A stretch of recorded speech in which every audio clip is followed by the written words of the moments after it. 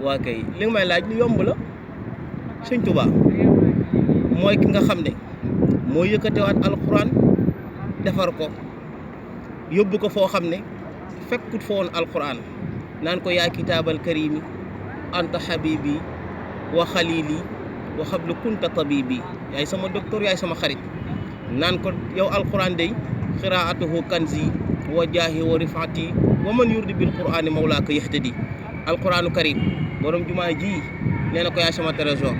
wut soxla ma compte banque lu ma soxla alquran yaa ma koy financé jël alquran taf ko ci boppam di ko jox lépp loo xam ne sii nii moo di cëram ak moo di wàccuwaayam fu waay jógee mokkal alquran soo ñëwee moom ahmadul xadim mu teral la moom Sëriñ Tuubaa xaadim rasul bëgg yonent bi sallallahu alayhi wa sallama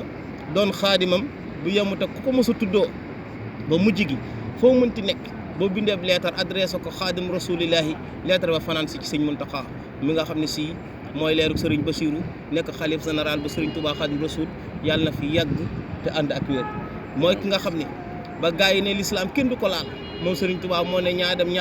fekk lislaam fa mu nekk ñu làq ko foofa noona bëggoon koo sànq mu yëkkatiwaat lislaam moo tax Sëriñ Tuubaa nee na nuzaalil islaam inda gurbati la dal jazairi muniiru turbati suñ borom subhanahu wa taala jox na ma alquran fa lislaam doone loo xam ne sii ni ku ko jub ñu dóor la karawaas nga anyeer moom Sëriñ Tuubaa yemul foofu ak lislaam nee na waxidullaha wa lastu asriku bi